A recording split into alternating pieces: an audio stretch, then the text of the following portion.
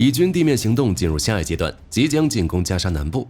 乌军开辟新攻击点，第47旅前往霍尔利夫卡，将影响巴赫穆特与阿夫提夫卡的战场局势。乌俄冬季的本土防卫战已逐步拉开序幕。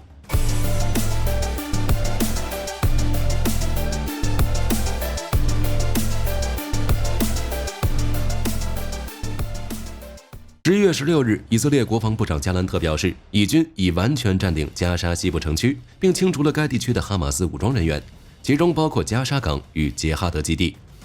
哈马斯经常利用加沙港对以色列发动海上攻击，并且利用港口接收外国运来的走私物品。杰哈德基地则是哈马斯用来训练人员如何攻击以军梅卡瓦。值得一提的是，以军在杰哈德基地还发现了伊朗支援的 Badr-3火箭弹以及无人机和机密文件。接下来，以军称将继续扩大在加沙地带的军事行动。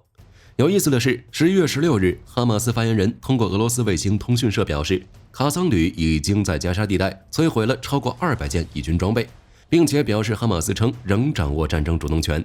不过，就加沙地带的局势来看，以军有着绝对的优势。占领加沙西部地区后，以军行动进入下一阶段。以军行动的第一阶段就是持续轰炸整个加沙地带，重点打击哈马斯军事设施。第二阶段重点则是摧毁哈马斯在加沙北部的军事能力，包括地道网络，重点是夺取加沙城。第三阶段将是攻打加沙地带南部。前两步已经完成了，下面就是加沙南部了。11月17日，以色列时报报道，以色列国家安全委员会主席查奇·哈内戈比表示，以军已经实现了加沙地面行动开始前设定的所有目标，但是他们不会停止。11月17日，以色列首席军事发言人哈加利表示，以色列军队将打击任何可能找到哈马斯的目标，包括加沙地带南部，在加沙北部的地面行动也会继续。目前，以色列军队已经开始释放进入加沙南部的信号。10月15日晚与16日凌晨，以军向加沙南部散发传单，要求居住在该地区的居民撤离。天空新闻电视台报道，以军将在摧毁加沙北部哈马斯力量后，将南下展开行动，预计持续数月。乌俄战场，乌军开辟新的进攻点，也就是霍尔利夫卡。从11月15日开始，俄军无人机就发现乌军出现在霍尔利夫卡。乌军从3个不同地点向霍尔利夫卡推进，并取得突破。目前已经占领距离霍尔利夫卡边缘 1.4 公里的矿渣堆。俄罗斯方面称，乌克兰将第47旅转移至霍尔利夫卡，并试图迫使俄军从阿夫提夫卡撤出部分预备队。霍尔利夫卡位于巴赫穆特与阿夫提夫卡之间，属于重要的交通枢纽。如果俄军不向这里分兵，那么乌军很可能继续进攻，从而切断俄军在巴赫穆特以及阿夫提夫卡的后勤补给点。只是目前战局刚刚开始，一切都不是很明朗。乌军到底是真的进攻这里，还是牵制俄军？火力军也不得而知。不过就目前的战局来看，结果是容易猜到的。阿夫提夫卡的俄军还是老样子，猛烈进攻，但无法取得成效。如果在这种情况下被俄军从后方发起攻击，那么战局就真的结束了。火力军猜测俄军会分兵支援，接下来俄军在阿夫提夫卡的进攻强度大概率会降一个档次。至于赫尔松地区，俄军仍然无法阻止乌军前进，甚至已经有俄军士兵开始投降。目前乌军依旧牢牢控制克林基，并将多个桥头堡连接，已经进入赫尔松左岸3到8公里不等的纵深，有些地区进入10公里，甚至延伸到 M14 高速公路边缘。在右岸的火力支援下，俄军无法靠近乌军桥头堡，只能派遣俄空天军在乌军防空系统之外向乌军发射滑翔炸弹，但是效果并不好。类似 TOS-1A 的重型装备也被乌军摧毁了大半。11月19日，乌克兰第一副国防部长帕夫柳克中将表示，乌军对俄罗斯军事装备造成了重大损失。11月13日至19日期间，乌克兰武装部队造成俄军7020名士兵伤亡，86辆坦克、94辆装甲车以及185门火炮损毁。在人员和装备严重不足的情况下，俄军第40集团军第144旅的20名士兵在克林基方向集体向乌军投降。火力军只能说，这个选择的确没什么问题。乌俄战争本质上就是俄罗斯入侵乌克兰的战争，这些士兵就算拼死一战也是毫无意义，不如直接投降。总的来说，当前的乌俄战场，乌军拥有一定的主动权，无论是阿夫迪夫卡还是赫尔松左岸，战况都十分有利。不过需要注意的是，这种优势能持续多久还不得而知。乌军当前的优势大概可以分为2个方面：情报、火炮。乌军之所以能准确打击俄军的后勤，北约的情报支持有很大一部分原因。但是英国国防部情报部门11月19日表示，俄军考虑将苏联时期的 M55侦察机重新投入使用。此前，英国国防情报部门曾表示，为了针对 F-16战机，俄罗斯已经推动 A-50预警机与 S-400防空系统整合。至于能有多大的成效，火力军无法得知。但可以确定的是，二者都会增强俄罗斯在乌克兰上空有限的 STAR 能力。至于火炮，火力军已经说了很多次了，乌军的远程精确打击要比俄军的大炮主义强多了。不过火炮再强，没有炮弹也是白搭。乌俄战争爆发以来，美国已向乌克兰交付了超过200万发155毫米弹药，美国的炮弹产量也增加了1倍多。从乌俄战争之前的每月12000枚增加到现在的28000万枚，欧盟成员国也清空了库存。但现在的问题是，乌克兰炮弹问题依旧很大。自以哈冲突爆发以来，乌克兰重要的155毫米炮弹的交付量就一直在下降。乌军当前每月24万枚炮弹，远超美国的月产量。乌军也经常报告前线弹药短缺，就算是阿夫迪夫卡这种热点地区也是一样。同时，欧盟可能也无法兑现向乌克兰提供100万枚炮弹承诺。11月14日，德国防长皮斯托里乌斯表示，欧盟将无法兑现此前做出的在1年内向乌克兰提供100万枚炮弹的承诺。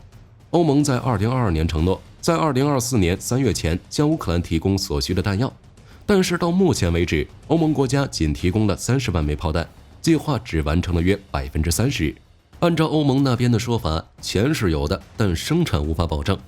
欧洲防务企业需要将约40%的产品出口到其他国家。除此之外，美国国会批准的援乌资金基本上已经清空。美国援乌的资金分为总统撤资管理局与乌克兰安全援助计划，前者用于从美国仓库运往乌克兰的武器，后者用于购买全新武器。只是 USAI 在今年10月中旬就已经耗尽资金，而 PDA 的未承诺资金仅剩16亿美元。不过就跟火力军上面提的一样，钱的问题是可以解决的。目前美国国防领导人已向国会施压，要求批准更多措施，并且还有俄罗斯被冻结的资金。在援助乌克兰方面，美国国会传来好消息，国会外交事务委员会以压倒多数通过了一项2党法案，允许美国政府利用冻结的俄罗斯资产援助乌克兰。这点火力军之前提到过，金额高达3000亿美元。至于欧盟那边，虽然因为匈牙利政府从中作梗，欧盟未能使用欧洲和平基金援助乌克兰达成一致，但欧盟已经有了 B 计划。立陶宛外长兰茨贝吉斯表示，不想参加的国家可以不参加，这意味着其他将要参加的国家将承担更多的负担。当然，除了依靠兄弟们的国际援助，乌克兰也能靠自己。美国驻乌克兰大使透露，在俄罗斯政府退出黑海粮食倡议，乌克兰政府宣布开启黑海人道主义走廊以来，已经有100艘商船通过该走廊，将乌克兰出产的粮食、矿石以及钢铁等大量商品运往世界各地。除了炮弹问题，乌俄冬季的本土防卫战也已经拉开序幕。最近一段时间，俄本土多家军工厂、导弹生产车间、军事单位遭乌军无人机袭击。目前，俄罗斯中央联邦局包括莫斯科州、别尔哥罗德州以及库尔斯克州等地区的作战总部已经加强防空，用于保护关键基础设施，并且在有潜在危险的设施附近组织巡逻。相对的，俄军战术也发生了变化，加强了对基辅的空袭，对乌克兰其他地方的袭击也比之前频繁得多。据乌克兰空军和南方战区的消息，俄军延长了每天进行无人机攻击的时长。可以确定的是，乌俄的冬季空中攻势已逐步拉开帷幕。乌俄无人机对抗也就去年下半年的战果比较辉煌，之后双方的防空力量都找到了应对之道，攻击、拦截、打击成果较小，成为最近几个月的常态。在这种情况下，俄军开始调整无人机攻击的时间、路径，试图找到乌军防御的薄弱环节，并且加强本土防空力量。同时，乌军情报称，俄军在克里米亚部署了800多枚导弹，包括射程600公里以上的镐玛瑙。该型导弹今年7月被投入乌俄战场，曾被俄罗斯分析人士寄予厚望，但未能改变战局。但是在9月份之后，俄军对乌克兰的导弹打击明显减少。这可以理解为俄军打算改变这些导弹的使用方式，想要在乌克兰气温降到0度以下后，采用以数百枚导弹集中攻击的方式，摧毁乌克兰后方的能源基础设施。去年冬天，乌克兰大约有70个大型能源设施遭到破坏，约1200万人的水电供暖受到影响。就结局来说，俄军的战术调整肯定无法改变目前的战场态势，但是乌俄战争毕竟是长期战争。如果俄军持续摧毁基础设施，乌克兰的反击能力、复原能力都会受到损害。不过，相比去年，乌军当前的防空系统已经蜕变，乌克兰和欧洲的能源、燃料通道也更通畅，加上乌军的无人机，这场本土防卫战的胜负现在还无法判断。不过，相比较俄罗斯这种孤家寡人，盟友众多的乌克兰天然占据一定的优势。就比如荷兰已经承诺在2024年通过超过20亿欧元的军事援助，这些资金可以满足乌克兰的关键需求，包括弹药供应与之前武器的维护。同时，荷兰还打算加强乌克兰防空，保护其关键基础设施。美国这边也是如此，之前美国和乌克兰两国专家研究的苏制山毛隼发射美制海麻雀也取得了进展，目前已经在美国本土8场试射成功。按美乌两国专家的话来说，尽管射程较短，但最起码解决了问题。在过去的几十年中，美国生产了大量各型海麻雀导弹，美国空军库存了大量此类导弹。有了这些海麻雀的帮忙，乌军可以轻松对付一大批低空近距离飞来的俄罗斯巡航导弹。好了，这期视频到这就结束了。各位觉得乌军会主攻赫尔利夫卡吗？欢迎在视频下方留言，大家一起讨论。如果内容有不对的地方，也可以在下方指正。我是火力军，下期见。